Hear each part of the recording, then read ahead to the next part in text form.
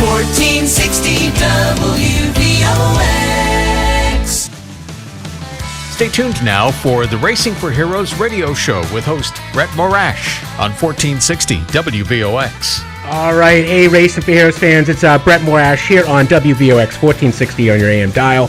And today on Racing for Heroes Radio, we have two members of the Army, or rather veterans of the United States Army, today for our show. Our first guest is Rob Skidmore from KSI, and our second guest will be Racing for Heroes' very own drag car driver, Jimmy Sprecher, who will be on mid-show. So without further ado, I know, Rob, you're on the line. Yes, sir. How you doing today, Brett? I'm doing well. So thank you for calling in today. And I want you to know that I am wearing my KSI hat indoors. And you know, as you can imagine, as a Navy guy, I do not like wearing hats indoors. But I'm doing it for Team KSI. Yeah, I'm sure you got some angered people by that, but we appreciate that. It's like walking on the grass. I still can't do it. I can't walk on grass outside. It just drives me crazy. Yeah, it's funny. My neighbor's actually he's a sergeant major, so when I go over to his house, I make sure to step on the corner of it every time just to kind of get him a rise. I know, but that's like a thing for us, and it always makes me crazy when I see people walk on the grass, and I just have to keep my veteranness inside. But that's kind of how it goes. Absolutely. So, Rob, I know we had a chance to be down in Virginia the other day together at our Charity Laps event, and I think you had a chance to drive around the course there. Yeah, man. So it was actually my first event in person with Racing for Heroes. Buddy of mine, Brendan, actually introduced us to the event, and we came down and we had a blast, man. It was a great time, great course, great people, run really well, and just something that, I really wanted our company to kind of get behind to support veterans and the organization as a whole. Yeah, no, we're excited about that, and we're excited about the future with KSI as one of our sponsors. So thank you for that, because I know that was a lot of your lift. Yeah, absolutely. So, but you started out in the Army. How did that happen? Just got you the best deal, or what happened? Yeah, no. So I started out in college. I was playing college hockey for a little bit, and then I learned really quickly that you have to have good grades in college. You can't just be a good hockey player.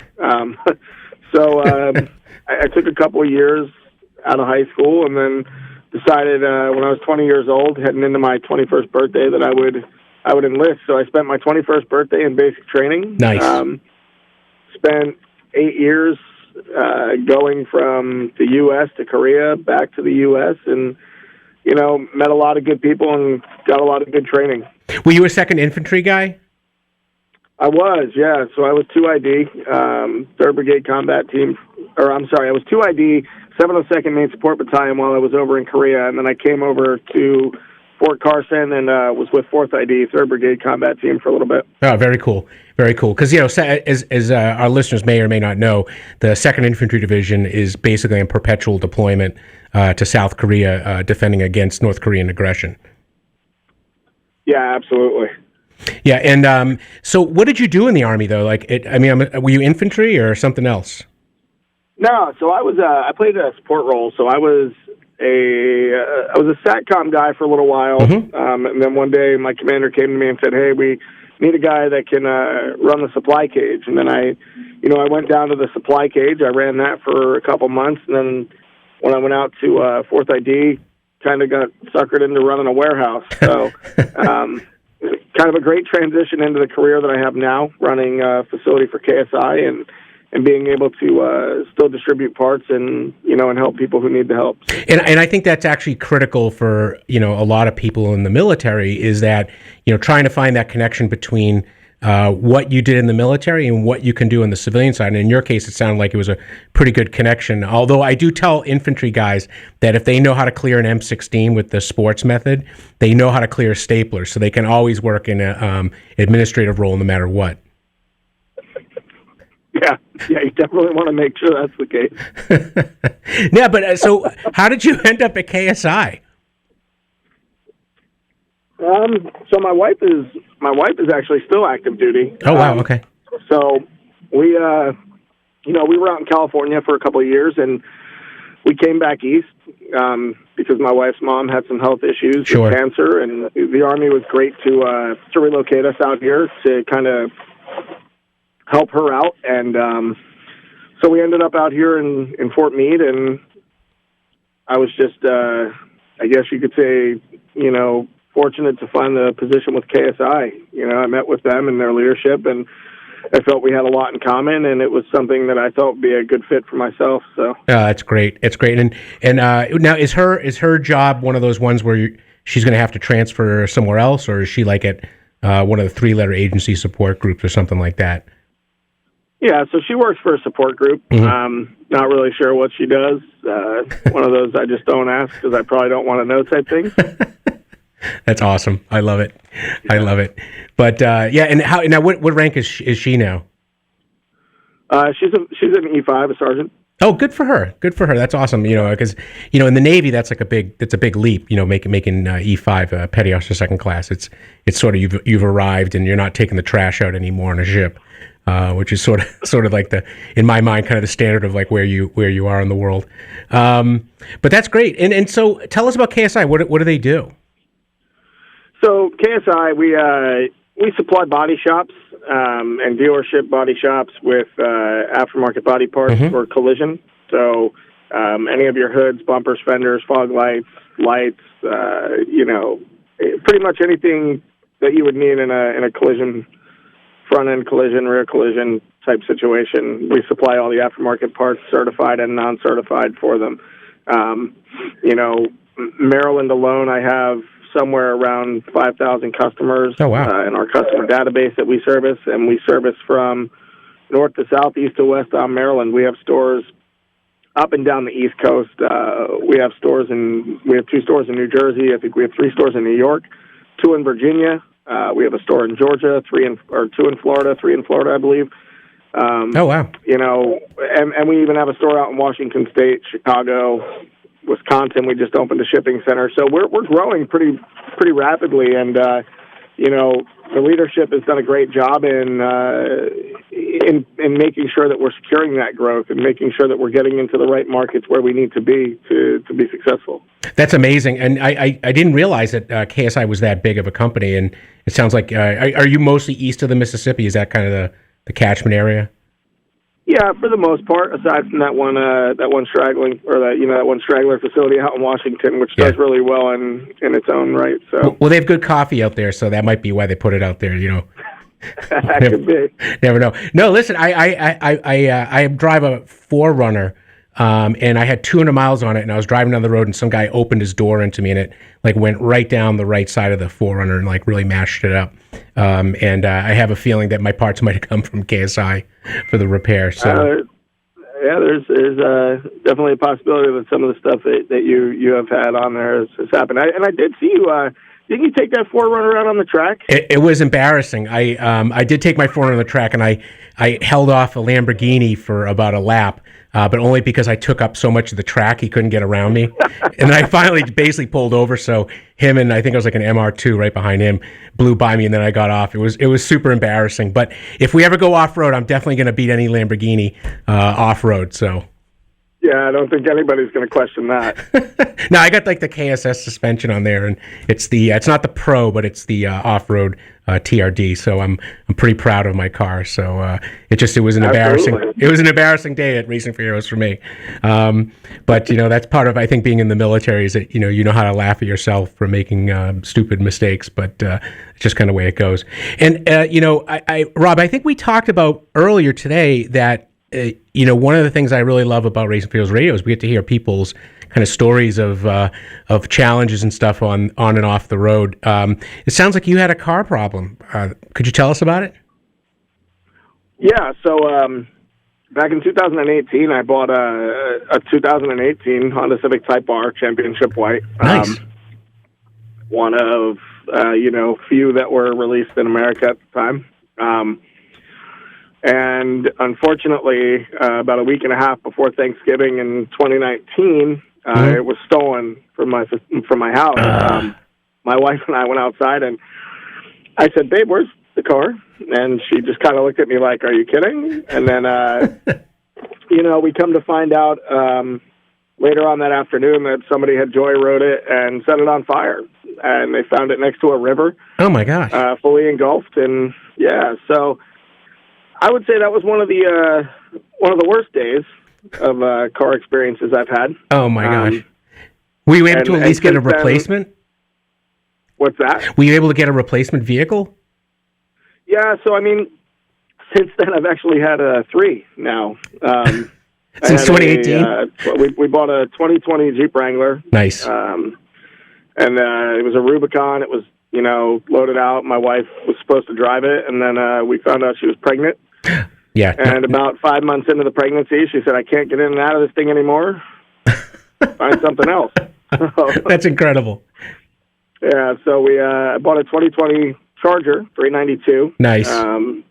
Yeah, and then, I kind of got bored with that a little bit, and I traded it in for my Explorer that I have. So I have a 2020 Explorer ST right now. So, the Charger you could have definitely taken on the track, or Challenger you could have definitely taken on the track at Virginia National Raceway. Yeah, there was a Challenger out there. It was a purple TA. My buddy Dan actually owns it, and he had a blast out at the event with us. So, oh, that's amazing. Anyway,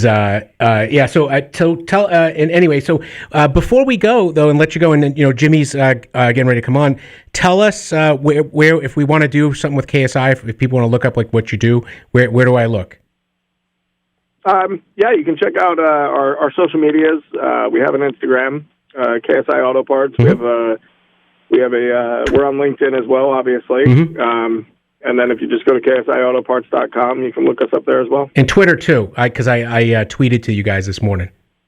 Yeah. The Twitter account is something that's new, as well as the Instagram. We got a great social media marketing presence going on right now with our new social media managers that we have and things like that. Well, so they are definitely trying to enter that world. Well, you tell them over 2,000 people have seen that tweet as of right now, because Craig Newmark retweeted it for us. So I was pretty happy. He's like the founder of Craigslist, so he follows us.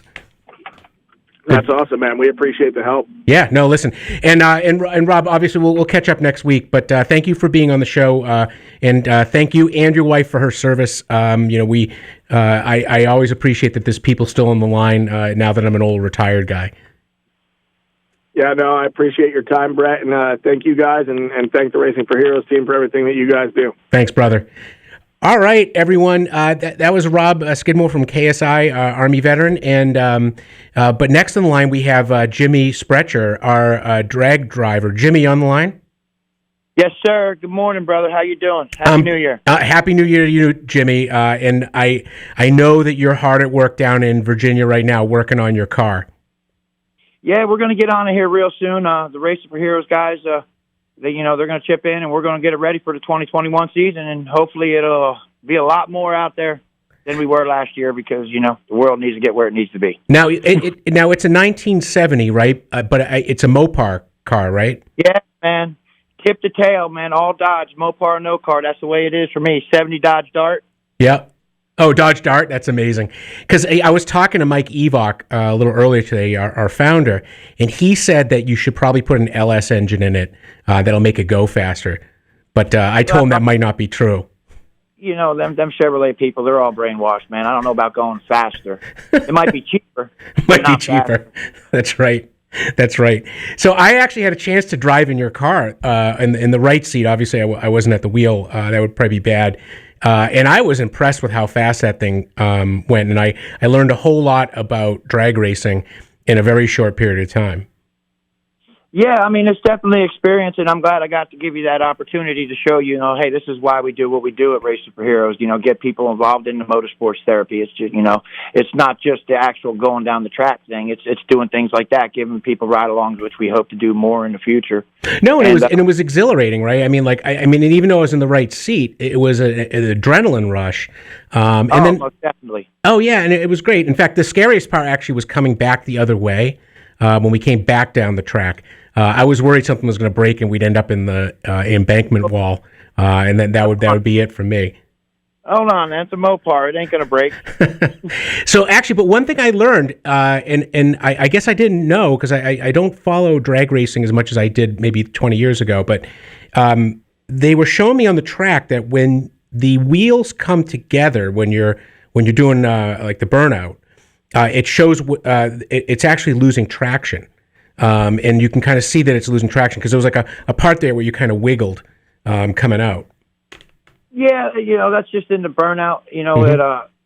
It's a big setup. We're still working on that car to get it set up perfectly correct where we get the optimal traction. But, like I said, that car was all put together last year, brand new, everything, and we didn't get much time on the track. So we'll get it all figured out to where it's working like it should be. Yeah, and your car actually is a tribute car too, right? I mean, it's not just the Racing for Heroes car. I mean, it's got definitely a message behind it.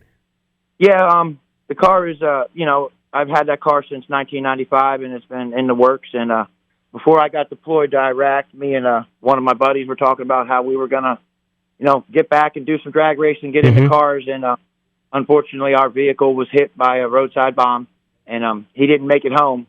And for a lot of years, it messed my head up, and I didn't follow through with it. But I got hooked up with the Racing for Heroes guy thanks to a guy named Joe Scarborough who tried to get me out there for years, but I was in denial and didn't take advantage of the situation. But once I did, I got my head screwed on straight. And, for Sergeant Bobby Wagner, he's riding along with me in that car. He's on the seat. He's all over that car. Everything about that car is dedicated to him. And, all of our veterans, because, they do need a little assistance every now and then. And they don't need to be scared to get the help. Like I said, I was in denial for years. Yeah. But I went counseling, and it made all the difference in the world to me. No, it's serious business, man. I mean, listen, for the grace of God go all of us, right? And I thank guys like Joe Scarborough for really having the outreach there and getting guys like you kind of roped into our programming, so that you can get that sense of community again, and really kind of get on the road to catharsis and healing. Yeah, absolutely. And I can't thank Mike, Darren, Joseph, Nick. I mean, there's just so many. I know I'm forgetting some of them right now. Brian. Butch the dog. Don't forget Butch. Ricky. Yeah, Butch. I mean, there's just so many of them, and I don't have them written down here. I didn't know, I should have maybe did a little bit better prep. But, all of them, you're fine. We all just want to help as many people as we can, and this is the way we can do it now rather than being on the front lines. Yeah, so tell us, a little bit. I know that you are not just, one of the guys that helps out, but you actually were a program participant for a long time. Tell us some of the program stuff that's actually helped you out. Like I said, just, getting in the shop around people again. I was secluded for so many years, and like Joe tried to get me out for years, and I was in denial. And then one day he tricked me saying he needed some serious help out there working on some cars. And then once I got out there, I never left. So the camaraderie of turning wrenches, getting in the shop, being around other veterans. And most recently, I just got on the vitamin program, and that has been a tremendous help. Tremendous. And I urge people, don't just go to your regular not pediatrician, but your regular doctor, and get just a basic blood panel. Get an extensive blood panel and figure out what's going on in you, and then attack them issues, man, because it makes all the difference in the world. Once you start feeling good, your mind changes, and then it's never ending from there, dude. How successful your life is how bad you want it. Yeah, and listen, I that's one of the programs that I participate in too, and like you said, you get a full blood panel, and then they see where you're at, and just like in my case, like my testosterone level went from pretty darn low to probably where I was in my early 30s, and it's just like one example of all of these different things that the testing is looking at. Yeah, and we owe that to Dr. LeMay and Hillary and Eric, man. They're the ones I work with the most. Yep. And them people truly caring people, and they want to help others. And it is truly amazing. Once you figure out what's going on in you and address the issues, man, life could be so much better. Between the supplements and going to some counseling every now and then, man, your life can be totally changed, and people don't need to be scared to do that anymore. Oh yeah, no, listen, and I think that is one thing that I think has been a big change from when you and I were young bucks in the military, where you really didn't want to talk about that stuff, and now it's so normal. Yeah, now I mean, like I said, it was like, oh, it makes you a weak person, and or you got that mindset, I can handle everything on my own. There's no shame in it, man, anymore, and like I said, we all deserve to live the best life that we possibly can, and go and get the help you need. get out and trust it. Trust it. I know it's a hard thing to do, but open yourself up to that possibility of living an awesome life, and it's on you to do that. Yep. And that's where I also think that, when I've worked in the veteran space for a long time now, is working with veterans to get their mental health in check, but also, really building that sense of camaraderie where you have other people that are similar to you, in as much as being veterans, where you can talk about those things and not feel as if you're some sort of pariah. Absolutely. Absolutely. Like I said, I was resistant for many, many years. I walked in there. Have you ever been to combat? Well, no, I haven't. Well, then you can't help me.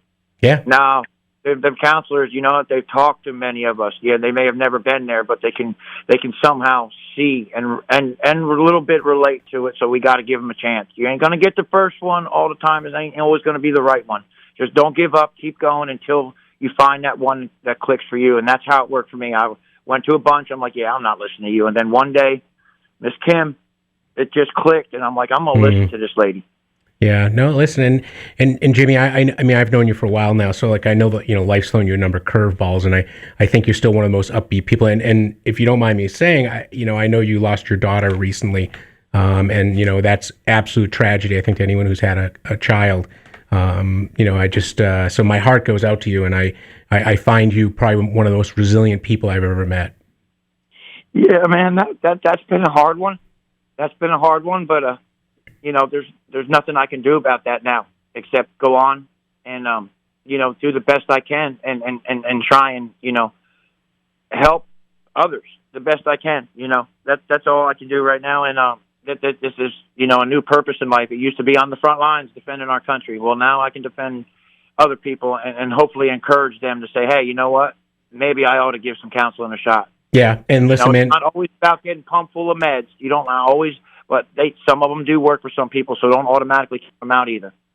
No, but that's also where trying to get the professional services really matters. I mean, whether it be with guys like Dr. LeMay or veterans going to the VA. I mean, that's what it's there for. It's the largest health provider in the country by far. I think that people need to remember that is there for them as well. Yep, and like I said, there's no shame in it anymore. Reach out, get the help that you deserve. Absolutely. And live the best life you possibly can. Yeah, absolutely. And Jimmy, so we'll switch gears here as because we kind of get to the end of the show. Tell us your favorite drag racing story ever. Oh man, there's so many of them, but the one that sticks out the most for me is when I first got back into it, and BMP down here in Virginia, just got the car out there, and the water pump started leaking, and on a Mopar elephant ears, and it was leaking, and I just had a group of people that I didn't even know, who I am great friends with now, come up and throw their hands in the mix, and we got the car back on the track. To me, that's the most memorable one because I've made so many friendships right now. I'd like to list them, their names right now. Yeah, go ahead. No, we got plenty of time. Go ahead. Who is it? I got Chad, Chris, Johnny, Ed. Them guys, they just stepped right in. And, I got Scott and all of EFR Racing up in New Jersey, man. They have done nothing but been awesome people, and they all have become family, and I love every last one of them. And, that's why we do what we do. It's not so much going down the track. It's the people that you meet day in and day out. That get you to the track. That's why I want these veterans, right. I had a veteran reach out to me not too long ago, like last year, and come on down. And can you still hear me? Yeah, loud and clear. Go ahead. Okay. Come on down, and just out of nowhere, just followed us on Racing for Heroes and said, can I come to the track? I'm like, absolutely, brother. Yeah, it's amazing. Ken Hine, thank you for coming out to the track, brother. Man, that's what we do. And I hope more veterans just reach out and say, hey, man, can I come to the track with you sometime? Every last one of y'all are invited. And I'll be glad to have you out there. We'll make you part of the family. All right, and so when's your next race, though? When's the first one supposed to be, roughly? I'm looking to make Roxborough like March 20th, I do believe it is. Okay. Is going to be their season opener. They got like a test and tune, and then the Easter Bash. I'm looking to make that as well. And, I'll be racing at Roxborough Motorsports Park down there in North Carolina. Nice. Virginia, Motorsports Park up here in Dinwiddie, Richmond, Dragway if they're open, and all up and down the East Coast, hopefully. Yeah, well, listen, I think COVID allowing, I'm hopeful that a lot of this stuff starts opening back up again, because I know competitors like you want to get on the track, because that's what it's all about at the end of the day. Absolutely, absolutely. Like I said, the track's more than just going down the track. It's out there with the people, and like I said, man, the good Lord willing, we'll get back to as normal a life as we possibly can, and making each other's lives better the best we can. I hear you. And any final thoughts for anyone besides, go to racingforheroes.org's website? Like I said, man, there is no shame in reaching out and getting some counseling. We all have a past. We've all, I don't think there's anybody in this world that hasn't had some kind of traumatic event happen to them. And whether we let that define us or not, that is up to us and us only. You take the opportunity to go speak to somebody. And like I said, if it ain't right the first time, don't give up. Keep trying. Go to different ones until you find the one that helps you and makes your life better. Gotcha. So we're down to our last minute, though, Jimmy. So listen, I want to thank you again for being on the show, and I will see you probably in February in person down at RFH headquarters. Thank you for having me, Brett, and I'm glad that you're doing this, and hopefully we can get the word out more and make people's lives better, because that's what the good Lord wants us to do. You bet, brother. All right, well, everyone, thank you. We're about ready to go to our theme song a little further down the road by the real Doug Lane, but I just want to thank everyone for hearing us today on 1460 AM, global, worldwide on WVOX.com. So thank you for everyone, and have a great day.